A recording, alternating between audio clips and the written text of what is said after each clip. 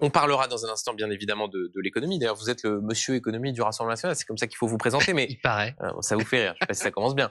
Juste avant, Jean-Philippe Tanguy, sur ce qu'on était en train d'aborder, ce choix de la fermeté qui est fait par Paris, 12 agents consulaires expulsés, c'est une décision de la France. L'ambassadeur de France à Alger a rappelé pour consultation. Je vous ai beaucoup entendu sur la question des relations entre la France et l'Algérie ces dernières semaines, considérer que la solution diplomatique, le choix de la diplomatie, ça ne fonctionnait pas. Vous saluez ce soir la manière forte qui est employée par Paris ? Manière forte, on verra dans la durée, parce que c'est surtout une politique totalement illisible. Donc la semaine dernière, M. Barrot venait à Alger, soi-disant tout allait mieux, tout serait arrangé, et puis finalement pas du tout. Maintenant, c'est encore pire qu'il y a 2 semaines.